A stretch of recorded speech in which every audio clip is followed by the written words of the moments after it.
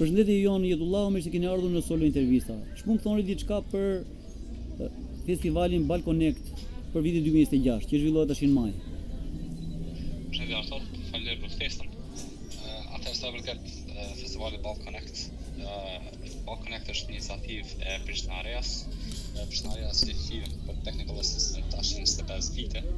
Në fakt Ball Connect ka filluar si një ndërthurje e oprimeve tona të përditshme, lidhjes tregjeve ndërkombëtare me ato të rajonit, lidhjet biznesore dhe ekonomike dhe zhvillimi i tyre brenda rajonit, lidhja e rajonit mes vetes pare dhe zhytje me tregje ndërkombëtare. Ball Connect Festival pas një edicioni suksesshëm të vitit kaluar, se edicion të parë në Prishtinë, ku kemi pas mbi 500 pjesëmarrës, mbi 850 takime B2B, rreth 10 panele diskutime dhe pitching event, vjen këtë vit, këtë edicion të dytë në Tiranë, 21-22 maj në Piramid, ku kësaj radhe do të kemi 14 sesione, 3 masterklasa, një pitching event dhe takime B2B, njësoj sikur të vitin e kaluar.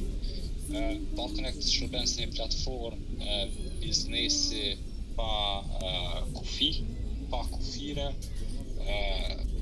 biznes brenda rajonal dhe ai ndërkombëtar. Për këtë qëllim shërben platforma e festivalit Ball Connect, që si vjet vjen me edicionin e dytë në Tiranë. Atëherë, sa të rrigjës janë sektorët e turizmit dhe energjisë, si dhe sektorët të tjerë, po themi ne, për investitorët në Shqipëri?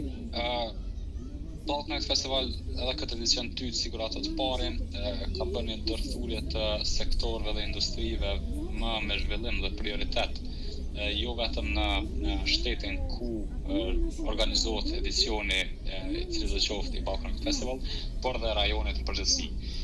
Normalisht dhe padyshim turizmi dhe energjia e ripërtërishme është njëra nga top prioritetet industriale të rajonit, ku normalisht edhe si vjen sigurisht edhe vitin e kaluar ka marrë rëndësinë e vet brenda kuadrit të festivalit, ku si vjet komplet kryese dita parë është dedikuar industrisë të turizmit, ndarë në sesione të ndryshme, main stage dhe thematic cubes, duke trajtuar tema më të përgjithshme dhe ato më nish, më specifike brenda industrisë të turizmit. Njësoj me të njëjtën logjik vazhdon dita e dytë, ku brenda saj është përfshirë tema e industrisë të energjisë, me fokus tek energjia e ripërtërishme. Normalisht këto dy sektore dhe industri me fokus shumë të madh në investime të huaja, brenda Shqipërisë, por gjithashtu edhe për pjesën e mbetur të rajonit, të shteteve dhe të Ballkanit Perëndimor. Këtu ne kemi cituar emra dhe profile lidere të këtyre industrive si speakers, si falës, ku do të trajtohen gjithashtu edhe tema e investimeve, sa është Shqipëria dhe rajoni e investueshme në këto industri, çfarë hapa ka ndërmarrë deri tash dhe sa është potenciali për ta.